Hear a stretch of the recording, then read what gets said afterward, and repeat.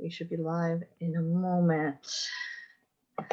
Dun, dun, dun, dun. I think we may be live. We are. It says live. Okay, perfect. I'm just going to get us up a view.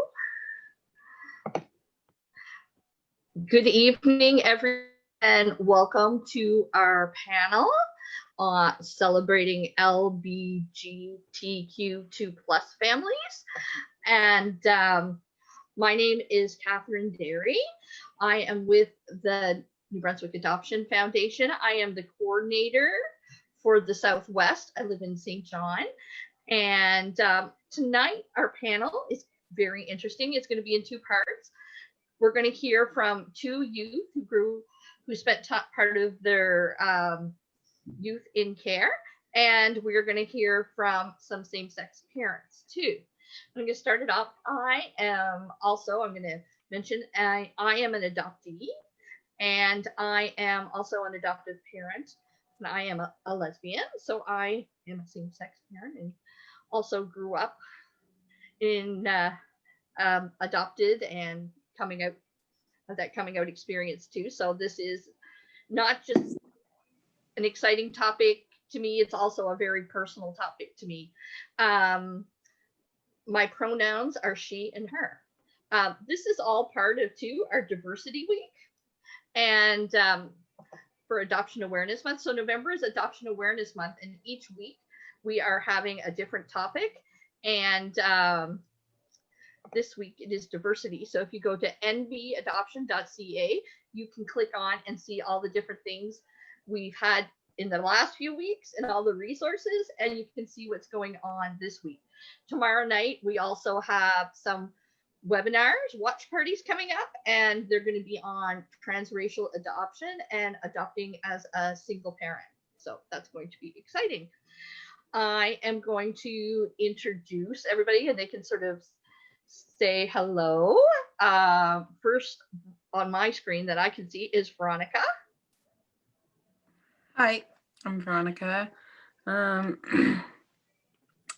not quite sure what we were supposed to do. No, it's okay. I'm just starting with the names, so you're good. So I'm just starting with names, and I'll ask the questions after. Oh, okay. I'm Veronica. Casey. Hey, I'm Casey. Stu is the next person I can see. There is Stu.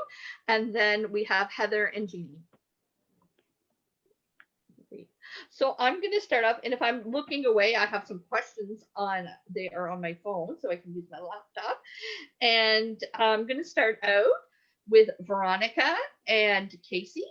And ask them a few questions, and afterwards we will be asking the parents.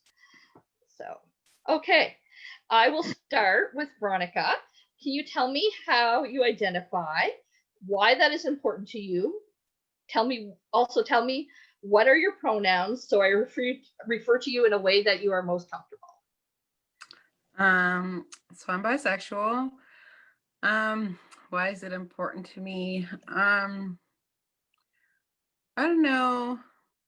It just kind of is a part of me. I don't know that it's like more important necessarily than any other part of me. But I guess it is a part of me, so it's important. And I identify as she, her. Perfect. Same question for Casey. Do you need me to repeat anything or anything? No. Okay. No. So my pronouns are she and her. I am female. So when it comes to the question of what I identify as, I just identify as me personally. I fall in love with who I fall in love with, and I don't really need a label because it's for everybody else. But if you were to say like a actual label, I guess pan, but like it's not a very specific thing. Like I just fall in love with who I fall in love with, and I fall in love with them for the person, not the anything else. Fantastic. That's a great answer. I'm going to go to the next question, and I'm going to start with Casey. So can you tell me how old you are when you realized your sexuality, and what was your process of accepting it and coming out?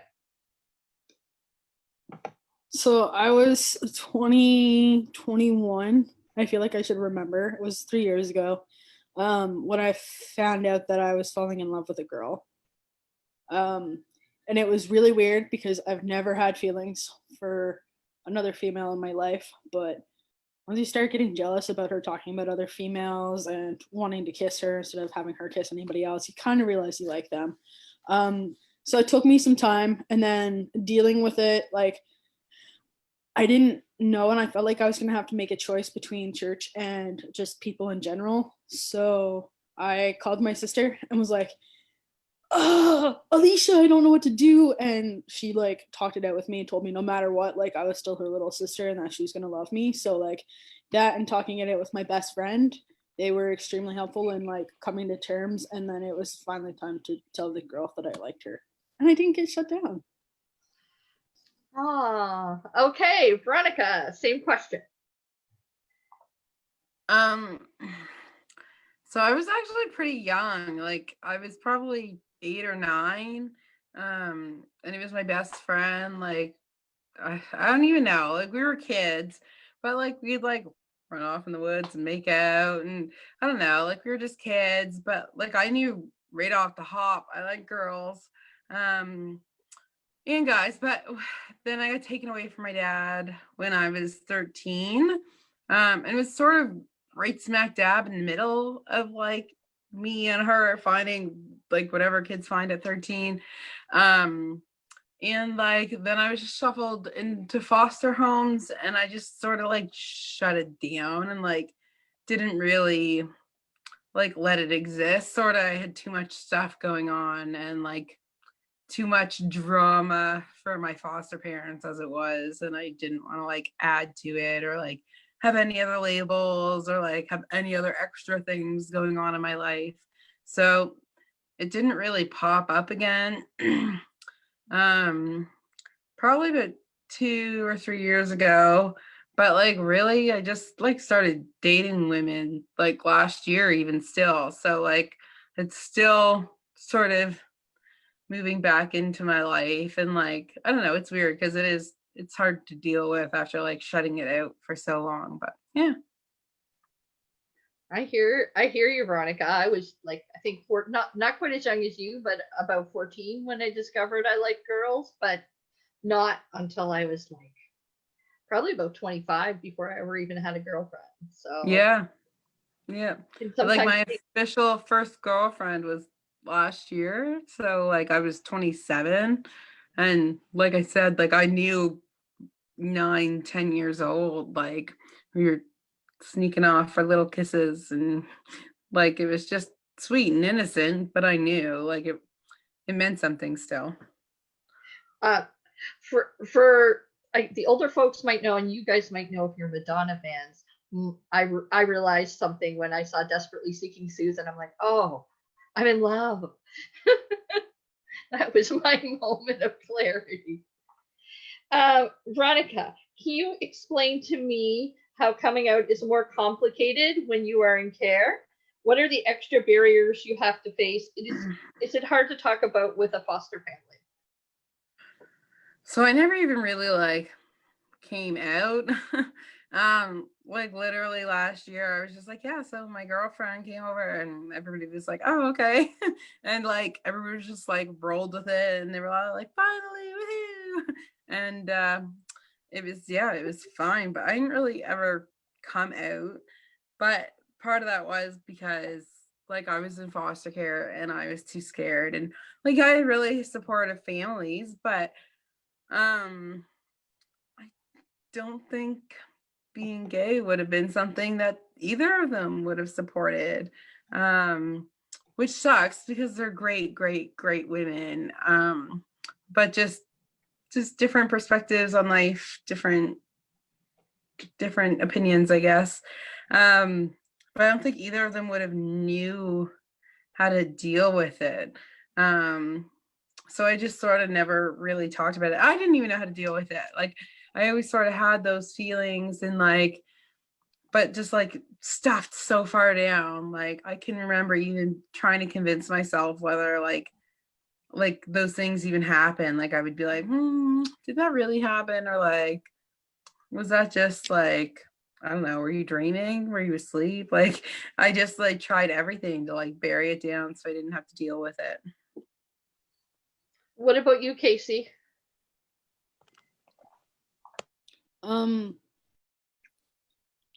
If I was to come out to my old foster mom, Dorothy, I'm sure she totally would have been fine, but she passed away a few years ago, so I didn't get the chance to tell her that I fell in love with a girl. Um I felt like I had to come out to like people again, the whole church thing I was heavily involved in. It was really awkward. I had one foster family that I was still really close to and that I respected a lot, and I was terrified to tell them because they're hardcore Christians. And I'm not like pinning anything against the church, by the way, guys. Like, it just happens to be my experience. But they were like oddly like they weren't happy that I was falling in love with a girl, but they said no matter what they would accept me too. So that was really kind of a cool feeling, was to know that they did accept me, because as a person who's been looking for like a forever family, that's something super important to me, is that they like care. Um just weird. And then I came out to an old neighbor who was kind of like a mom, and she was just really excited to meet the girl and then tell me that she was going to be the maid of honor. So Oh, that is sweet. Casey, was there anyone who did not accept you when you came out? How did you deal with this? What did they do that they should not have done or said? so Veronica probably knows what church I'm talking about, so like hopefully she doesn't think that I have a complete hate on them, but I don't. I really care about a lot of people that go there. However, I was a leader at the church. I helped with projection. I was a kids church leader. I was multiple, like I was involved heavily with the church. The leaders of the church were really close to me, especially after my foster mom had died. They took me in. They took me in for dinners. They took me in for like birthday celebrations, holidays. And when I finally decided that it was time to tell them that I fell in love with a girl, it all changed. I remember specifically one of the leaders just losing her mind, because the words I want to use are not technically appropriate. Told me I was never going to get married, I was never going to have kids, that I was never going to be able to go to heaven, that I wasn't going to live a life with God like I should be able to, and basically completely cast me out. And I felt really awkward. And I think at the time there were like 5 people within the church, and like who were the leaders, and that was one of them. And then the other 2 were the people that would take me in, and they told me I was not allowed to hang out with their kids anymore or take them out, because I would influence their kids in that being okay. And I was told that I wasn't allowed to be a leader within the church anymore because it promoted it being okay to be gay. Which is weird because like our church was supposed to be super accepting. Like they had trans women there, they had lots of like people who were gay or lesbians, and they didn't have a problem. But for some reason, because I was so close with the leaders, they just like totally cast out. So I lost all of my church family, all of my church people. And I felt really alone because I didn't have a family. They were my family. So like I pretty much lost out on having a family. I had to make the decision between love and family. I think there's a bunch of us here that would tell you at least the parent part. They were absolutely 100% wrong. We're getting married, the family. You get a bunch of people here that have loved who they loved and found that, you know. And you know, there's way there are some churches that don't, but if faith is important to you, there always is a place to go, you know? Yeah, I found places since, but like that was my biggest thing, was where I was so heavily involved, and like now I don't even know, like I don't feel comfortable even walking into that church anymore. Yeah. I have a really broken relationship, and like some of the people I just completely lost, like they were like, nah. So it was hurtful because I lost out on kids and like people I've built up relationships with, but overall it taught me who actually cared and who didn't. Yeah. So I was able to like overcome that and become more me. Sometimes it's a clear way to see who the real people are who care. It really is. So Veronica, the same question for you? Can you repeat it again? Yeah, I sure can. Just a second, I'm going to look down to make sure I say so. So, who did not accept you when you came out? How did you deal with this? What did they do that they should not have done or said? Honestly, there's still people who don't even like really know, who have never been like, hey, and who aren't involved in my life enough that they would know if I, because like as much as I've dated girls, like I have a son, so like anybody I date, male or female, has to be along like around a while before I would make it public or introduce them. Or so like I've dated girls, but just it's never stuck long enough for it to become anything. So like the people who are in my life but not relevant enough to know exactly what's going on, it like some of them still don't know. And I almost wonder, like, now everybody does. Happy National Coming Out Day to me, live on Facebook. But like I wonder sometimes. I'm like, I wonder what they would think. So I don't think I've really had anybody who's been explicitly been like no go because you like girls. But like you can feel the contention sometimes. I mean, I do share a semi-similar story with Casey. Like I was heavily involved with church, and not that I like ever really came out or anything to anyone there, but I never felt like I could, that's for sure. Like I didn't feel like it was warmly welcomed and gonna be embraced with hugs and kisses and all of that. So like I just again shut it down and just didn't, and it was a very like personal issue, like this like religion or like love who you love thing. Like it's like it was a big conflict in my mind for a very long time. Like just like why would God hate anyone who just love people? Like that's what humans are supposed to do. Just love people. Like there's so much hate and ugliness in this world. So then eventually I was just like, whatever, I'm just gonna love who I love. And at the end of the day, if God tells me he doesn't like it, well then I'll cross that bridge when I come to it. And for now, I'm just, I don't know, but I've never really had anyone overtly, and I'm grateful for that.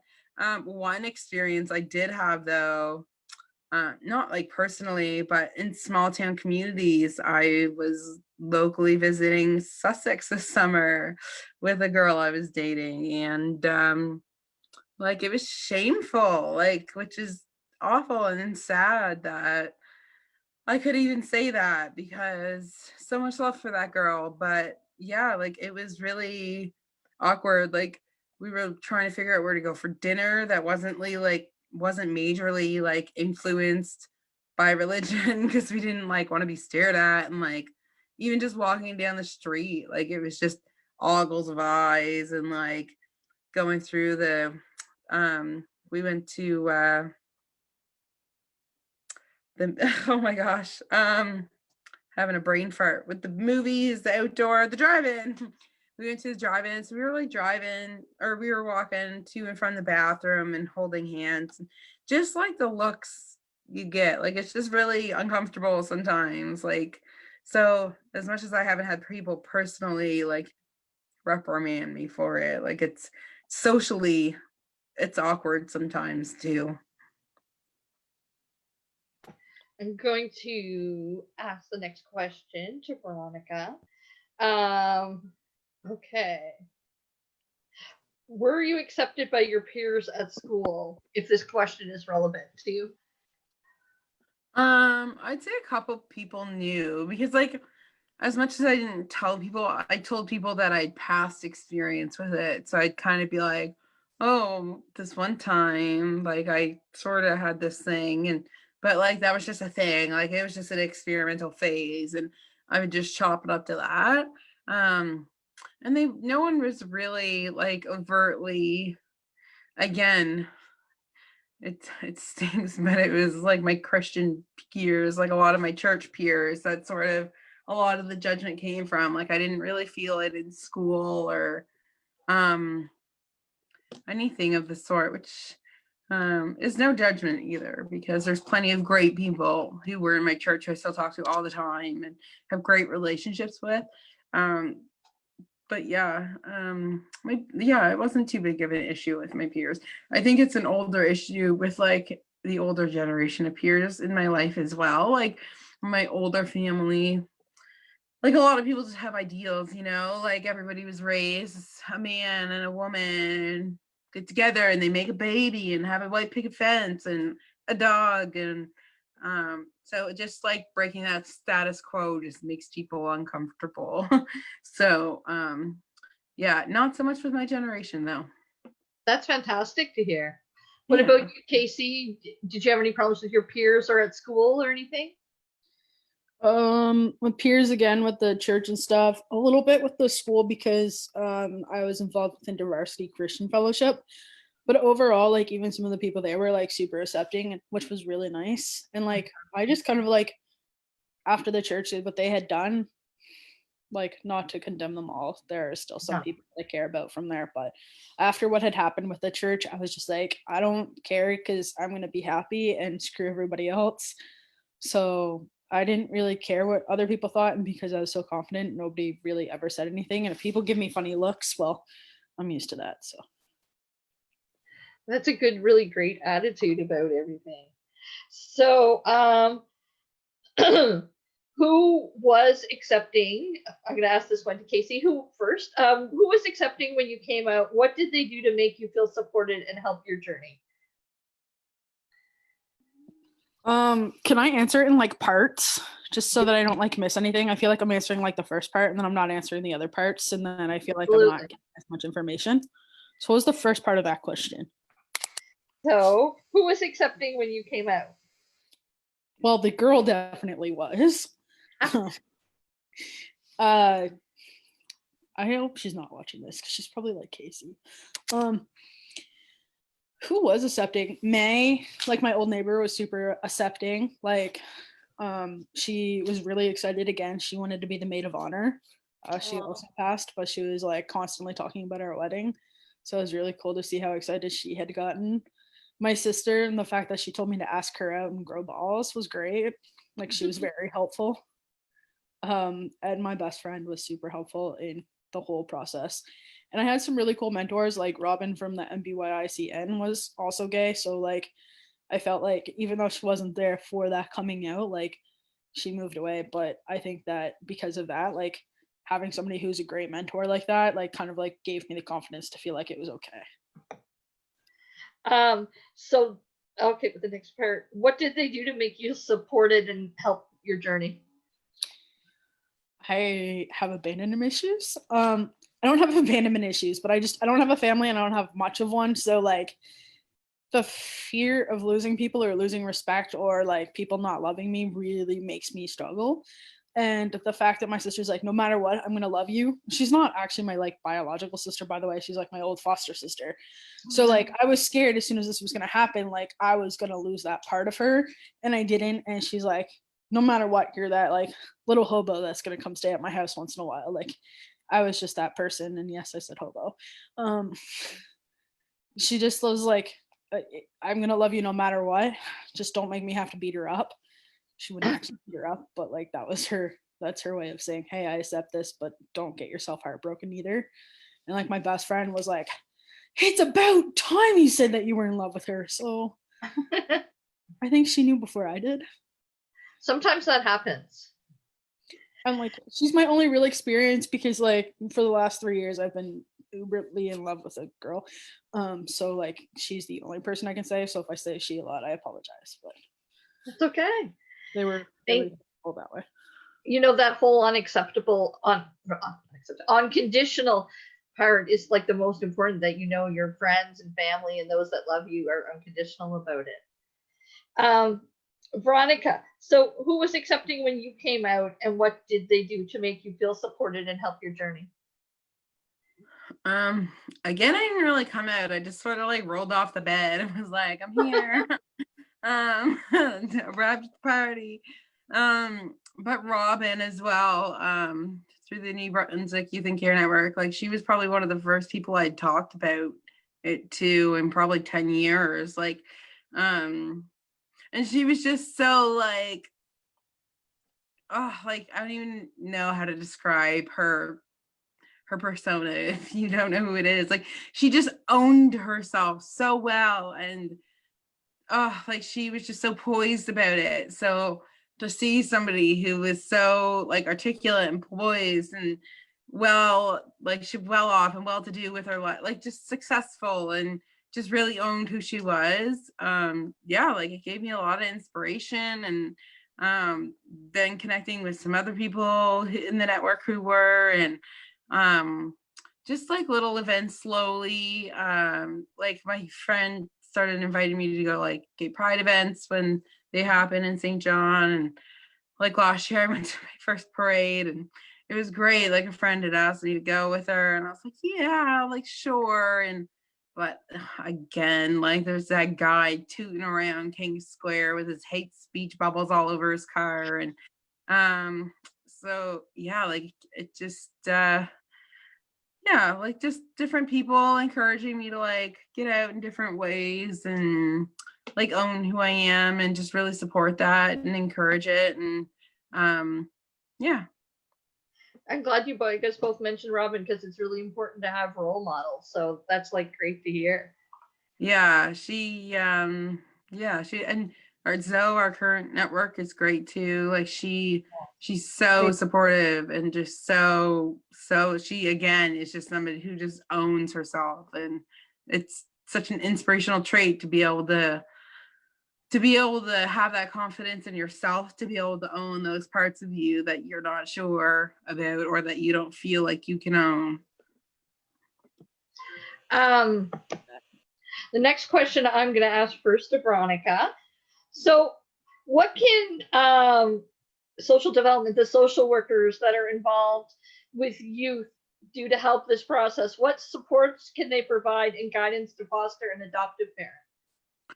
So I definitely think that like there should be some training put into Pride, obviously, like pertinent, like a good chunk of training, because there's a lot of different trauma that comes with having a different sexuality than everyone else. And it's not like trauma in the essence of the word that everybody thinks, but just sort of like self-identity trauma, and like how to overcome that and like gain the confidence. And it really starts you really low on like trying to get confidence in life, and when you already feel so different from your peers.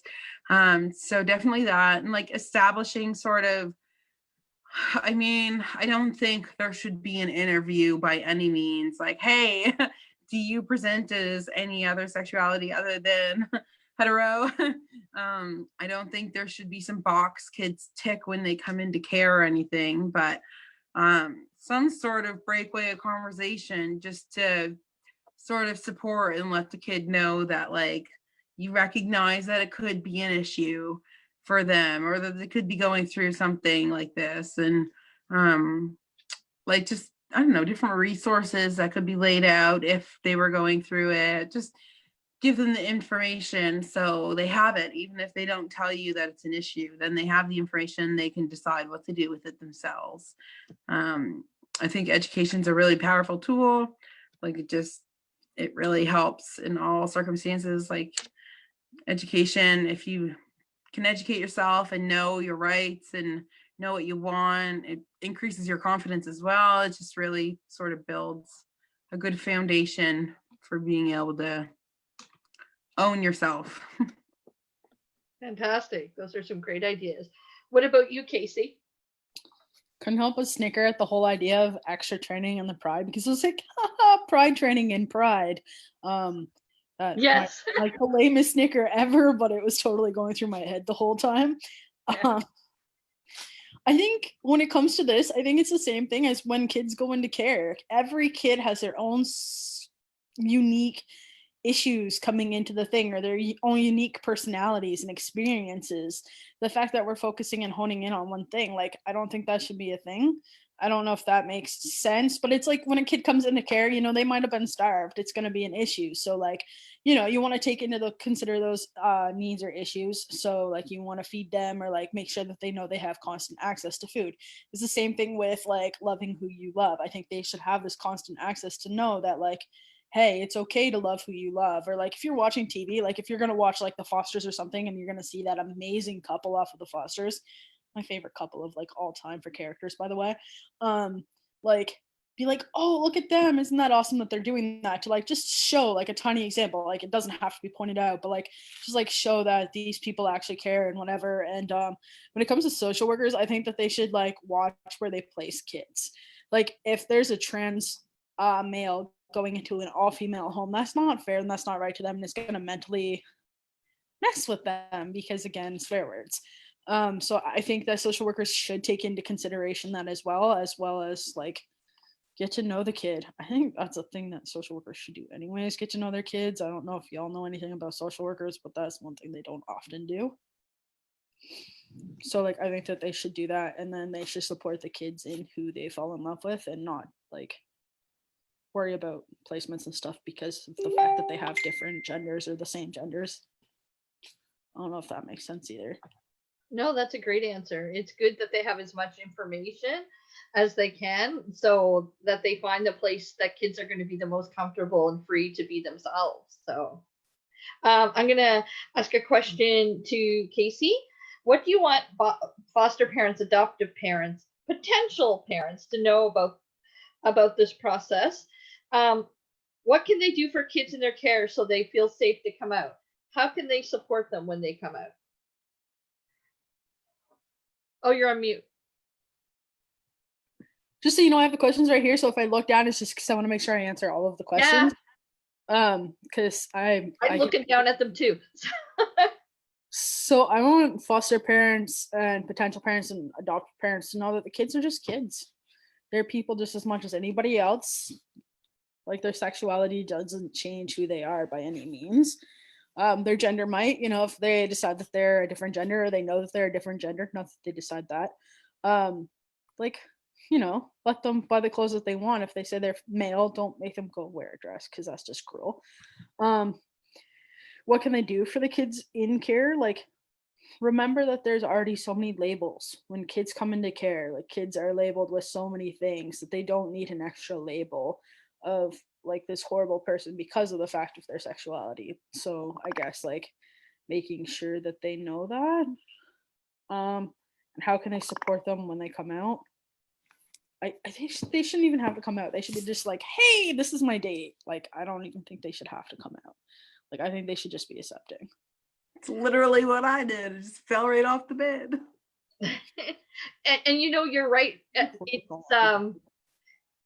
It's a value that I have too, Casey, because my kids have been brought up to believe they can be whoever they want.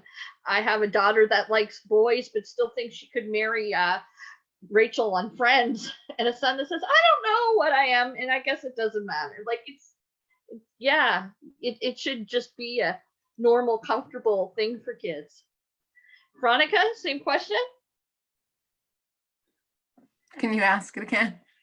Oh, yeah, no problem. Just a second. I'm going to look down at my phone for a second. What do you want foster parents, adoptive parents, and potential parents to know about this process? What can they do for kids in their care so they feel safe to come out? How can they support them when they come out? Yeah, just again, education. And yeah, there's so many cultural relevant things on TV now and like it's honestly impossible not to find a resource to be able to help a child who's having a hard time coming out or who you suspect may want to and hasn't. Like there's so many, like Casey said, like pointed out on TV, oh my God, that's so cool that they did that. And like sometimes I'll even watch TV and be like, oh my God, I can't believe they did that. Like as a grown woman, like I get so excited. So like share that excitement, like celebrate that victory, like that milestone. Like we've worked hard for that. Like 20 years ago, there wasn't a lesbian couple leading a great TV show. Like 25 years ago, there was not two gay men making out on TV. Like, so celebrate those. Like, just make it known that it's a safe spot in your house. And yeah. Okay, my last question to the youth panel, Veronica, is do you have anything you want to add, like that I may have left out? No, just again, like support, educate yourself. Like there's always resources online. Like there's the world is at your fingertips, literally. So just make sure that you stay up to date and try and learn the lingo and just get in, put yourself in your kid's shoes, I guess is what I'm trying to say. So just take yourself out of your adult head and everything you've ever learned about sexuality, because the kids that are coming into the foster care system in this generation are just living in a whole other world of openness, and it's great. It's a really good thing. So it just needs to be encouraged and supported. I'm just going to read you guys before we move on, just some of the comments that have come in while we've been on. And here, so I have 14 comments. So Zoe says using gender neutral language will help children and youth feel more comfortable and safe in your home. Definitely. Suzanne says the younger generation often has such a different experience than previous generations in terms of acceptance. I'm going to say, oh yeah. Some hearts from Zoe. Having mentors who make you feel you can be completely yourself is so important. There's more, but for some reason, it's not showing me the rest. I don't think there were any questions yet. So I want to thank Casey and Veronica for speaking and giving us the voice of youth who've grown up in care and dealt with issues around sexuality. It's like really informative, and it really is different. It's like definitely a different world than I grew up in, for sure. Yeah. So I think it's getting better. Even still, like looking at my son never expressed any interest in marrying a man or anything, but like he has a friend at school who's getting bullied right now. Everybody's calling her a lesbian and making fun of her because she hangs out with this girl, and whether or not she is, nobody knows, but she's almost too sheltered to even talk about it now. Like she's too like, oh my God, everybody's talking about it. But at the same time, there's this whole other tribe of kids in that school who are like, yeah, you go girl. Like, and that's just something we would have never seen as kids like that. If I would have said that, like me and the first girl I ever kissed did go to school together. We grew up in school together. Our parents were friends. Like we were best friends our entire lives until I got taken away. Like, but like nobody knew. Like we told her mom this summer when we were dating, and her mom like was like, oh yeah, whatever, I knew. Like our parents sort of figured it out. I think it'd be really, really funny to see my dad's face. But we don't talk no more, and that's okay.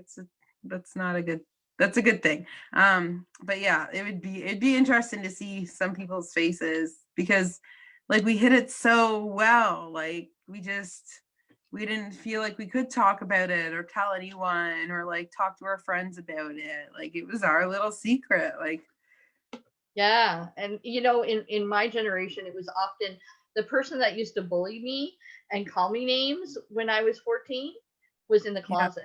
Yeah. Because they had their own issues to deal with. So yeah.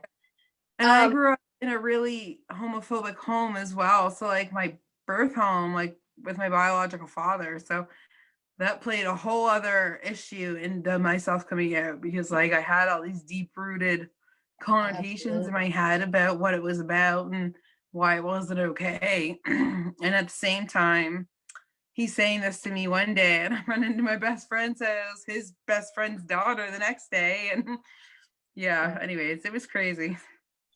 So Zoe also says, thank you, Case and B. And Suzanne says, thanks, Casey and Veronica, for your honesty and openness. So I really appreciate you guys speaking.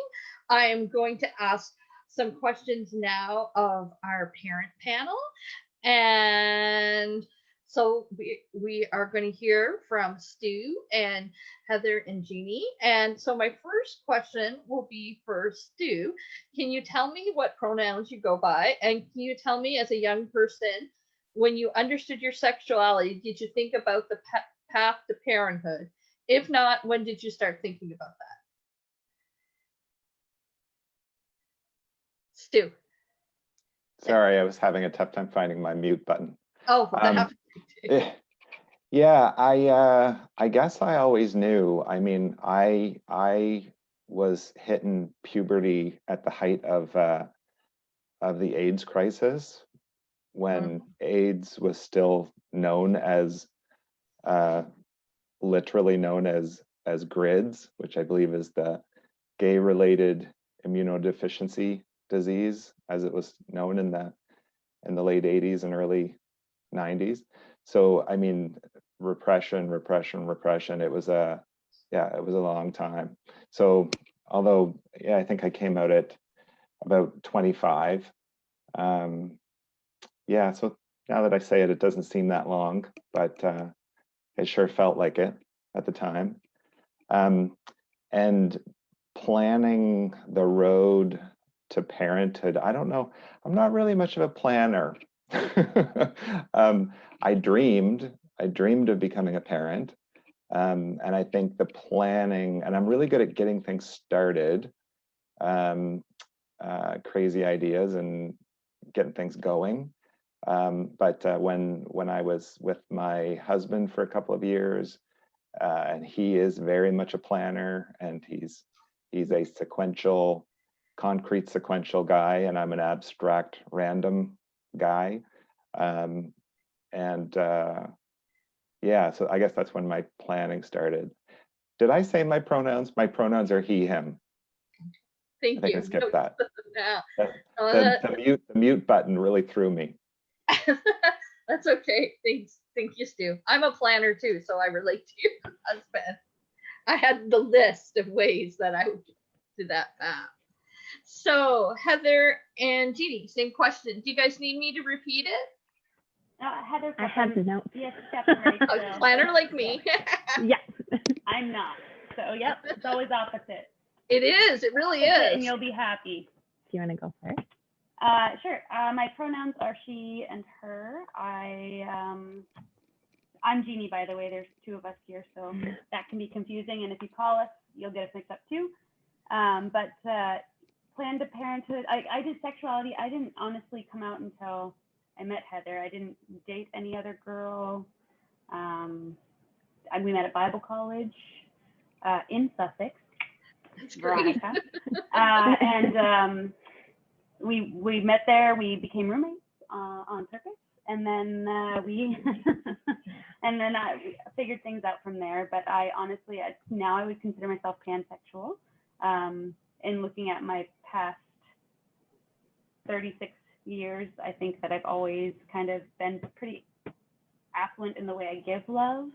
I just didn't realize that sexually it was a certain way or not, but I think that it could be anyway. So I always describe pansexualism as a panoramic view of love. It really doesn't matter. Oh, I like that. Yeah. But parenthood, I love kids. I've always loved kids. I don't think I ever thought to plan it for sure. Like I just hoped it would happen, kind of like Stu, and thankfully it did. So.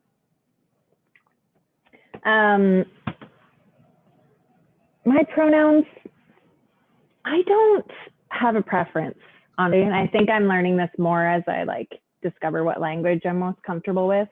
But I just don't. I identify as queer. I just I've always felt like I just don't fit in any particular box, and that's just me. I'm just me. So that's how I would describe myself. I knew really young. I was probably about 12, and I liked the reference earlier that you made, because for me it was like Catwoman, Michelle Pfeiffer. But I knew really young. I didn't know how to name it though. that came a lot later. So it was like just this thought, and like over the years it just developed, and then I understood it a little bit more, but I can think back to specific moments. And then I officially came out after I had been in Bible college for years. So very confusing to all my family and friends that was the moment I chose. But it was because I met my person, and that really pushed me to be more open and honest with who I was. Past to parenthood, I really honestly was never really interested in being a parent. I guess I just didn't know.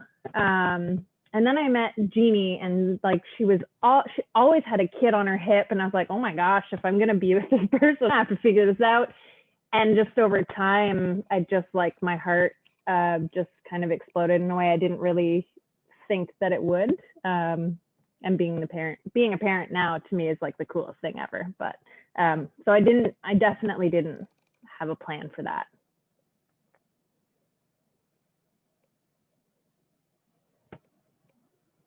You're muted, Kevin. Yeah, you're muted. Now I'm muted. The second question, I will go with Heather and Jeannie. Can you tell me about when you and your partner decided to start a family, and how did you decide on adoption? We didn't initially decide on adoption. We had a friend probably a decade and a half ago who was like, take my husband's sperm. And we were like, okay. And we tried that for a little bit, and it didn't take. And then fortunately for us, our first son, who is our youngest son, he was somebody we knew, his daughter was having a baby, and she didn't want it. So before baby was even born, we were approached, or I was approached, and I was like, yes, I want it. And then I asked Heather, kind of without really asking Heather, and he kind of fell into her lap, which was beautiful in that moment. So that started it. But now we have a second son who we just adopted a year and a half ago, and he's 10 now, but we adopted him when he was 8. And it's been such a fun journey to go through, private, fall in your lap kind of kid, to really, really trying and really like bugging the social workers and doing the pride and actually working for it and still wanting it, which has been kind of fun. Working on number 3.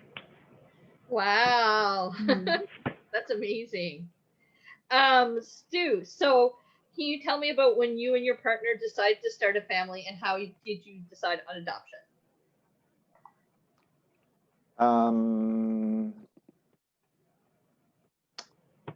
Well, adoption was always the way. I temporarily, like very temporarily, did a little research into surrogacy.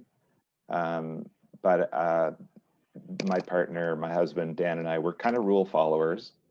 And at the time, surrogacy was not legal in Canada. I think it's still not legal. I don't know I'm not sure if it is or not. But we felt like adopting fit well with who we are and our values. Yeah, I know for I want to make sure I'm not telling Dan's stories. So I'm just cautious about what I share here, but I know that he always envisioned himself as being a dad, and I know that it factored heavily into into his coming out story as well. So I guess we weren't together that long, and we were talking about tinkering with the idea of adopting a child. And I know when although he has a bit of a different history about our wedding and about our decision to get married, because I mean, at the time when we started working toward our adoption, this was in the province of Manitoba, there had never been a male couple who'd been chosen for an open adoption with an infant. So that had never happened, and they were like, you have to keep yourselves as squeaky clean as you possibly can. So we put to rest our bad boy lifestyles, which is a joke. We did not have bad boy lifestyles, but we yeah, so one thing that we knew would make our adoption case or our file look good would be if we were legally married versus just partners. So even that act of getting married was a move in the direction of eventually getting our daughter. Yeah, did that answer your question? I think. Yeah, I hope that answered your question. And I understand, like, I think we're around, a similar age range, so I can relate to everything you're saying and can remember it. A lot of things we were among the first or things in our journey. So we were actually one of the first people, first for groups. We lived in Quebec to get married, and it was around to make things safe for children. We had one, and I marriage is a wonderful thing, but I could have lived in a committed relationship myself without it. But I had to feel like my family would be protected. So I can relate to some of that stuff you're saying. Yeah, there is a pressure to live to a certain standard too, right? Yeah, there are certain privileges that come with just being able to call my husband. Yes. It comes with certain power and privilege, and I don't think it's a male thing. I think it's just I think it's a thing that comes with having that. Yeah. I don't know what the word is for it. So Heather and Jeannie, can you tell me, I already asked you guys, so I'm going to ask you now. Were you worried that there would be any barriers to becoming adoptive parents, and were there? So Stu. We, sorry. I think it's my turn. Is it my turn? It's your turn, yes. Okay. What was I going to say?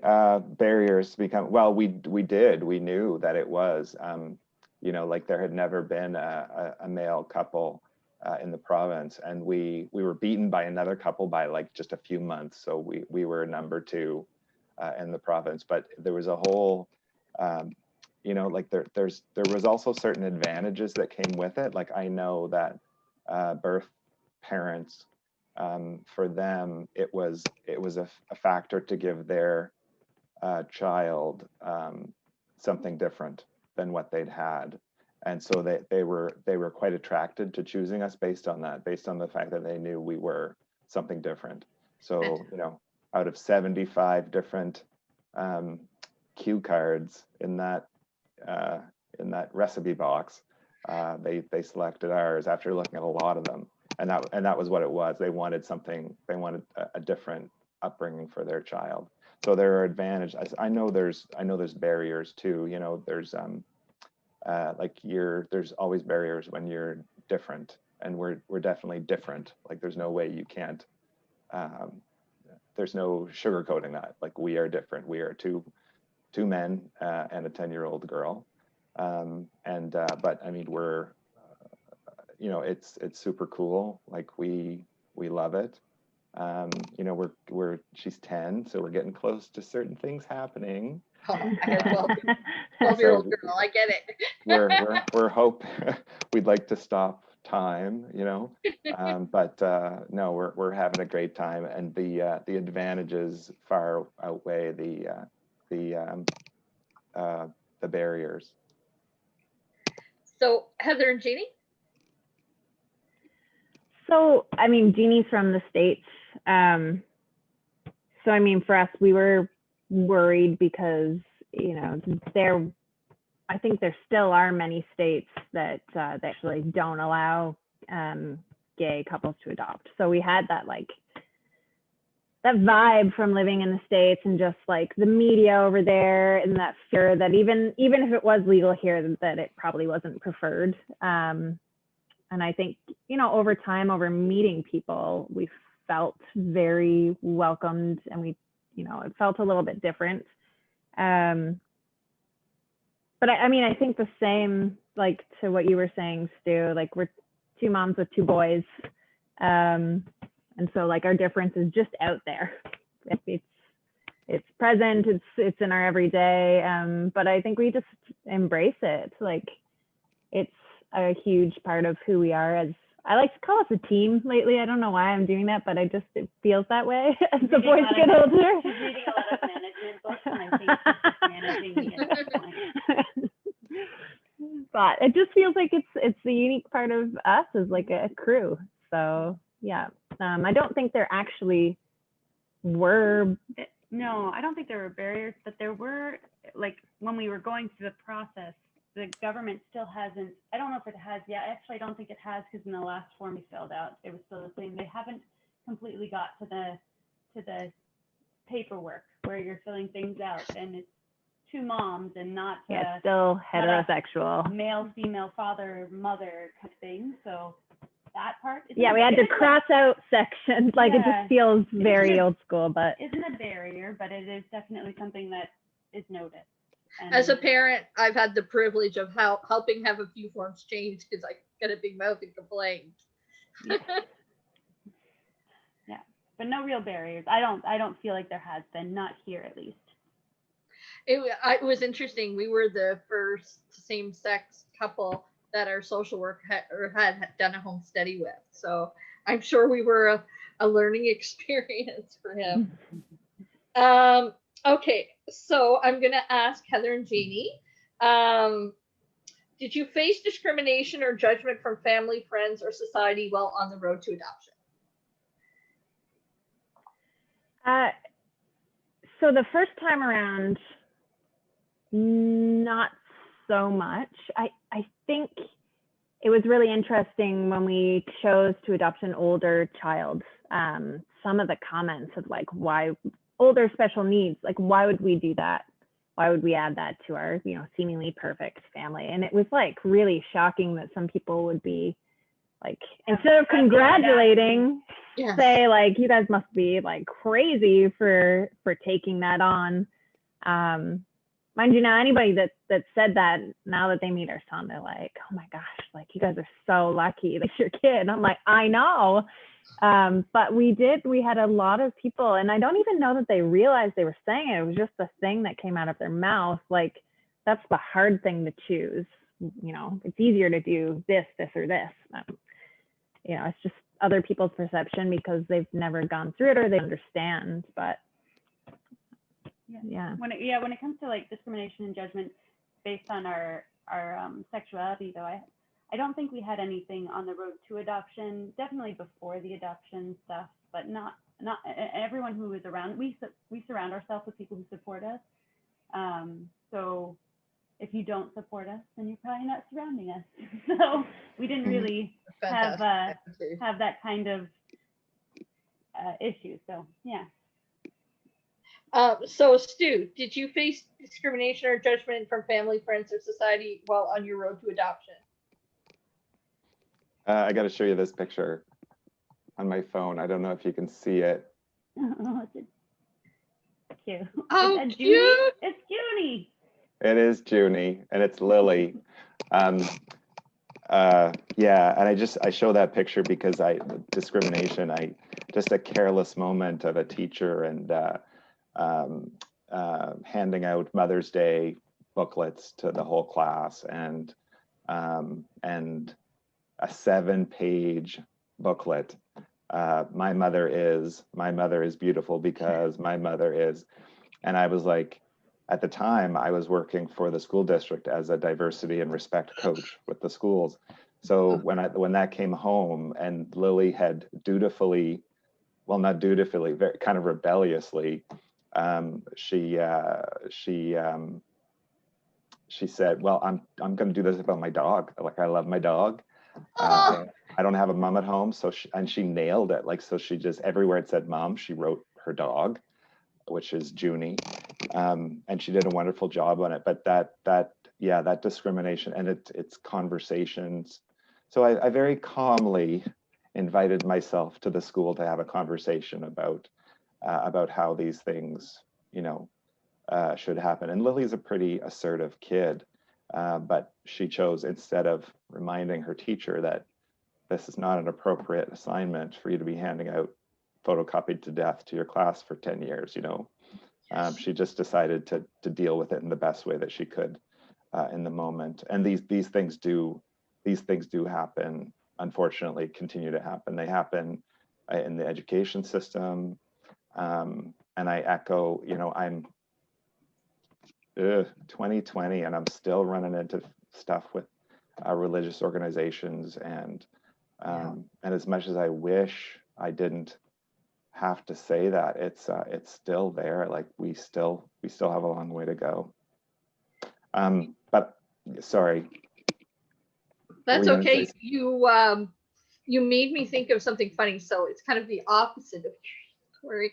My son, when he was around your daughter's age, told me, I love Father's Day and I hate Mother's Day at school. And I'm like, this makes no sense. You have two moms and there's nothing to do with Father's Day. He goes, on Father's Day, when they're doing the crafts and the stuff, I don't have to do anything and I have free time to do what I want.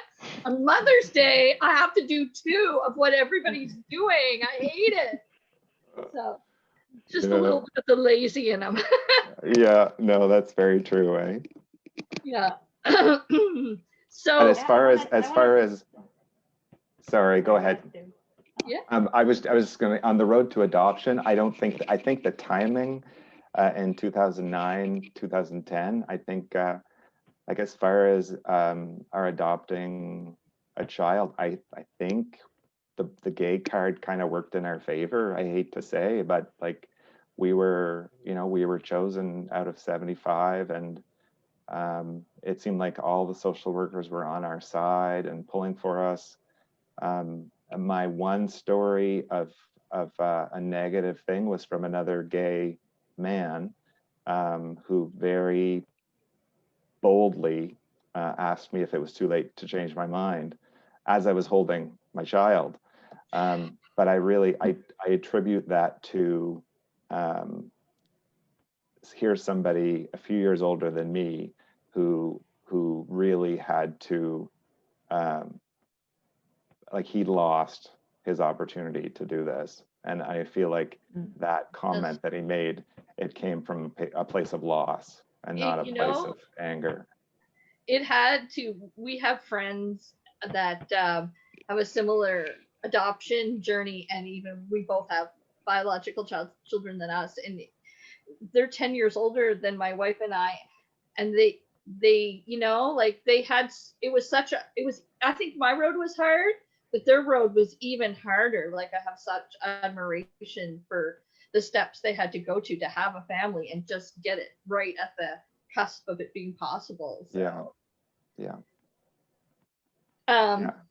So you answered two questions for me at once. So thank you, Stu. So I will ask Heather and Jeannie, have you faced any discrimination as a same-sex family? If you did, how did you deal with it? We did have one instance.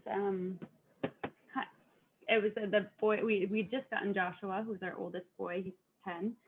And Heather and the boys are walking to school just to go to the playground. And there's actually, religion is always going to be intertwined in this, unfortunately, I think. But there was a bunch of people on the playground. Church had just gotten out because it meets in the school.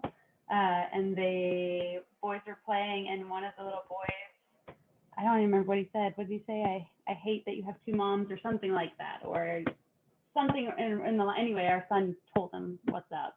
And then we dealt with it through the school, actually, because we feel it's probably not best that there's church in the school, even though it's not a school day. I was like, come on, my boy should deal with this. But we kind of dealt with it with the principal and didn't get anywhere with it for that reason. But still, it was something we did bring up. Always talk about everything. That's how we feel. Let's just communicate. Thank you. I'm gonna ask you two the next question. So Heather and Jeannie, what are some of the great moments you have experienced as a same-sex family where you felt celebrated and or supported? I just think, go ahead. Well, I was just saying, I think we've been really, really blessed.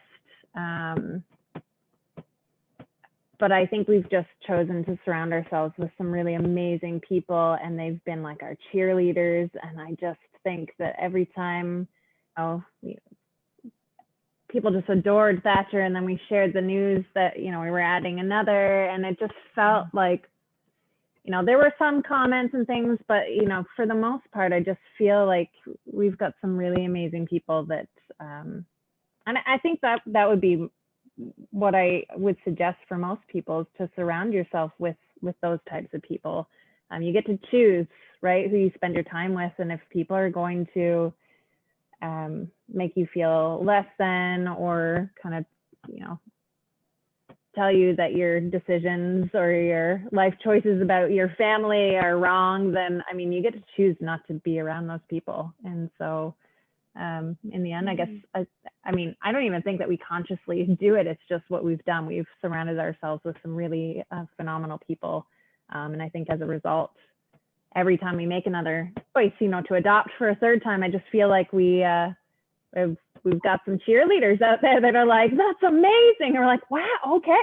Yeah, I mean, we feel that way, but that's great. So I am so cheering you you guys to have number 3. It's exciting.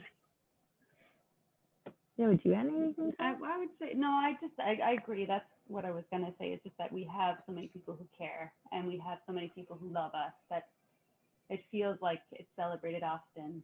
So, and just us as a family, we sit down every dinner and say thanks. Like, we're thankful. I mean, that's just little things like that just make it, that it's personal for us. So, yeah. So I'm going to ask Stu,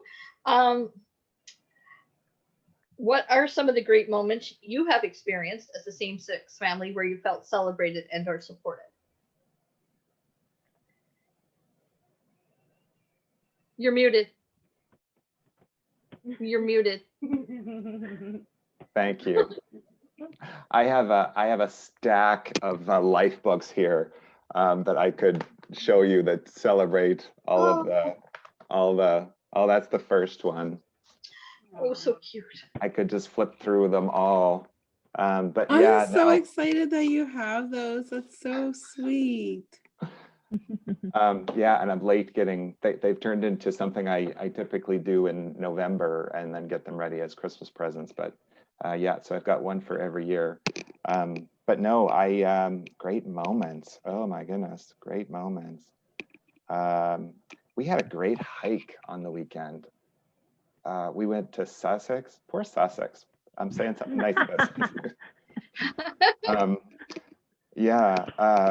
Yeah, but it's funny because we did a little shopping while we were there, and we were in a store, and I was like, are we okay here? We're okay. But then we went hiking in Sussex, and we had such a great time, and we got this great photo, and yeah, no, I mean, and Lily's just entertaining us more and engaging with us more all the time, and we really enjoy her. She's amazing. I wouldn't change a hair on her head.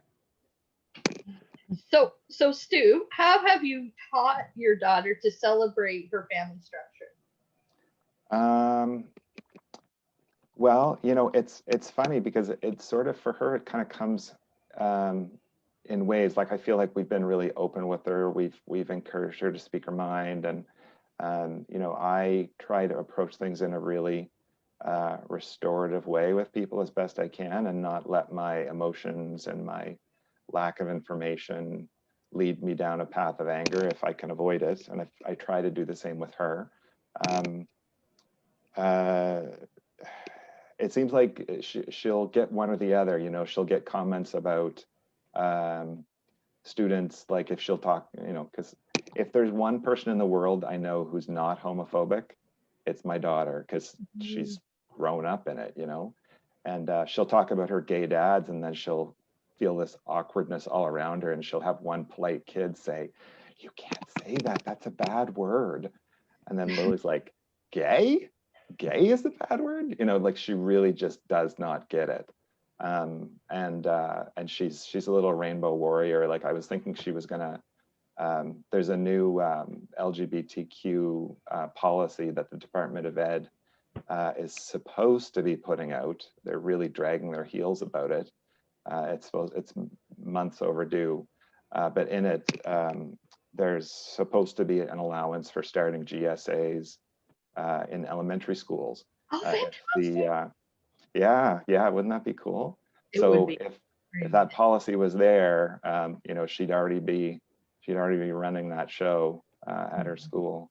And she also sometimes gets comments about kids who really don't get adoption and how adoption, you know, what adoption means. And so, you know, when she gets questions out of left field that ask her, you know, what was it like for her when she was in the orphanage?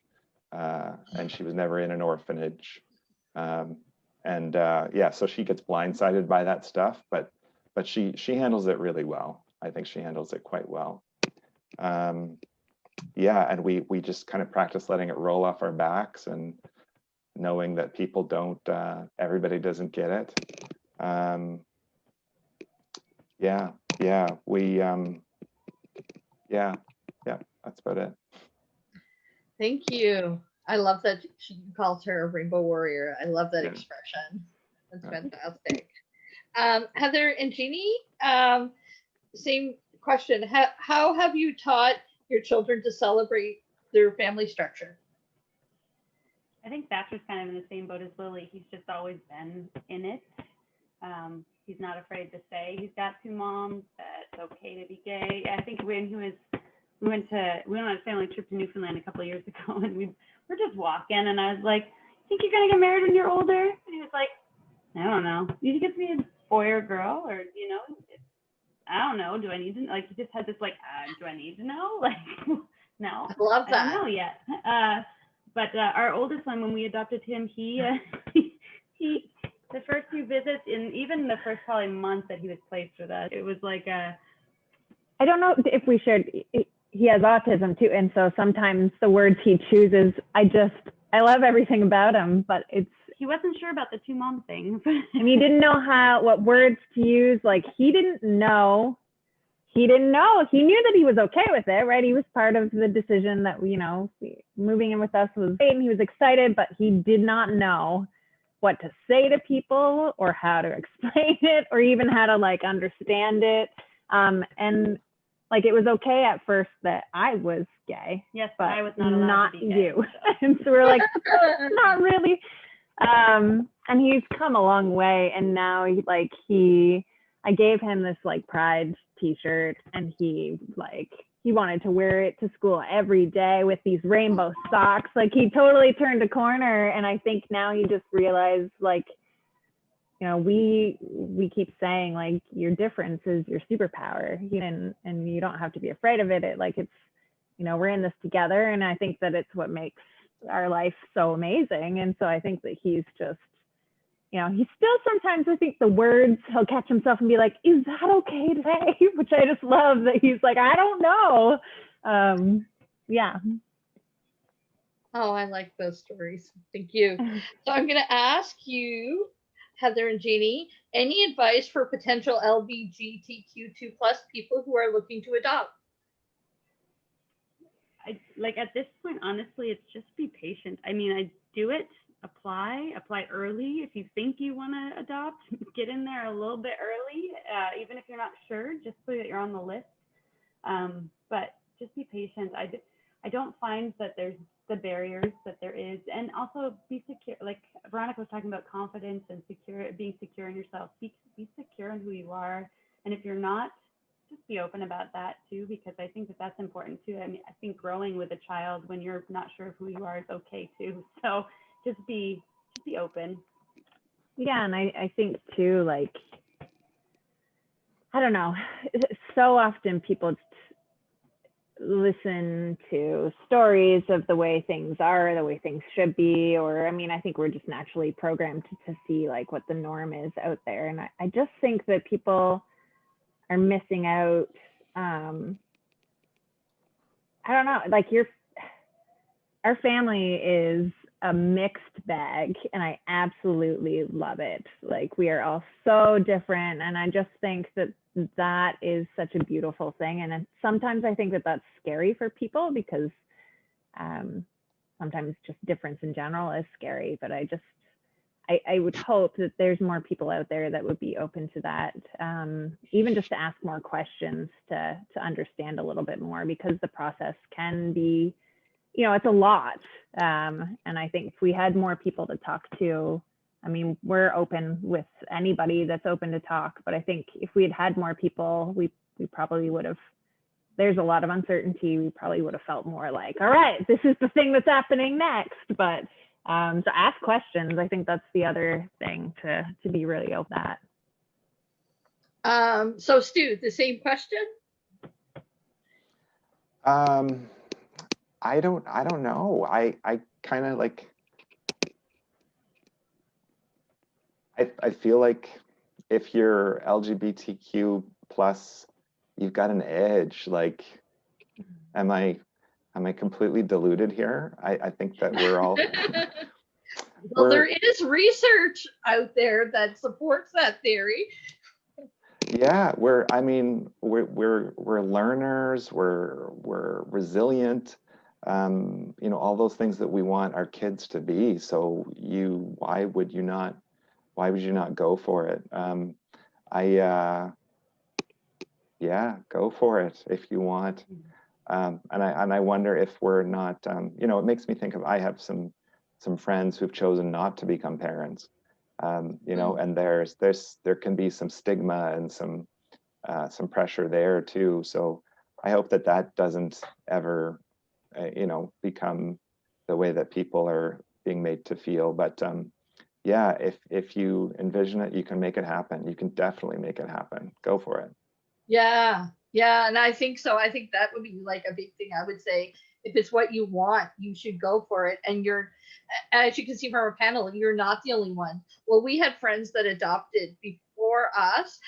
They lived in a different province. Like, we adopted in New Brunswick, and I knew friends that had adopted, and I was adopted. I did not know any same-sex people in New Brunswick, and slowly through the network now, I know lots of other people. So if anybody's thinking about it, they can reach out to me, and I can connect you with others who have gone through the experience. So that's the important message I wanted to tell the audience. Now, while I still have everybody here, is there anything that, Stu, that you want to say to the youth panel? It's nice to meet you. I like the things that you said. No,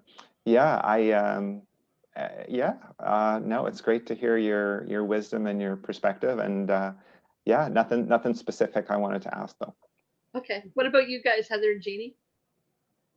I think you guys are both two powerful women who can get some crap done if you stick to your guns. And there's no white picket fences. They're outdated.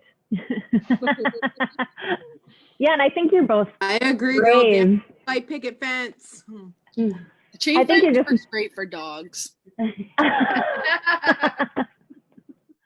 was just gonna say, I wasn't as open. I mean, 10 years ago, I don't even know now. The time is, I don't know. But I just think that you guys, just the fact that you're as open as you are, it's healthy. It's good. I think that that's gonna get you far.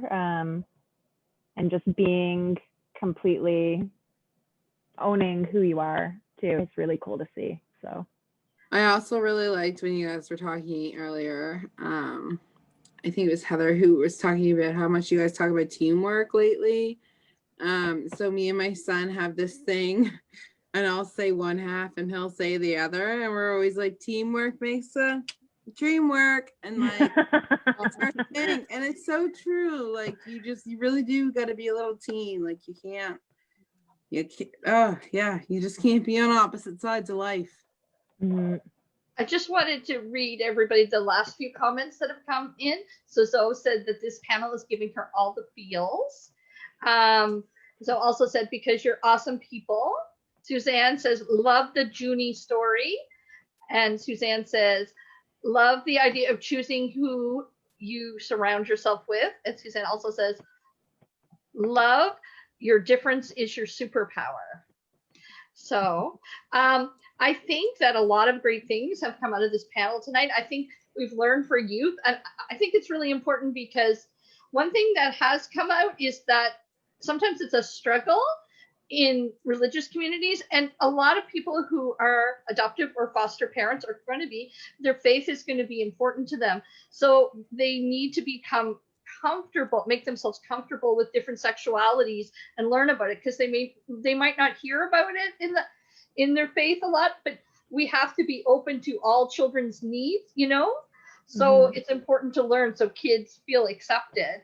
And it's really important too, if you're thinking of becoming a parent, know it's possible. There's some obstacles that can come up along the way, and discriminations and different things, because while we've sure come a long way, there's still a ways to go. I think everybody on the panel would say there's still a ways to go yet. So reach out to the network, and I can connect you with people too. And yeah, because we're all there to help each other. And I think I've learned so much from everybody here tonight. So I want to thank you all for being part of this special panel tonight. Thank you for having me, Thanks Catherine. for having us. Yes, thank you all for being here. And I hope that's, we have the two other things we have this week. Like I mentioned at the beginning, there'll be a watch party tomorrow. The first two videos will be Voices of Transracial Adoptees. The second will be a webinar on single parent adoption. And then Thursday, we have a meeting, a discussion group for all things diversity. So Thursday at 7:30. And She finally came in and showed herself. oh yeah, somebody's cat came, Casey's cat. That's only not bad. One cat out of all the cats. Anyway, everybody have a good night. Thank you very much. Thanks. Bye.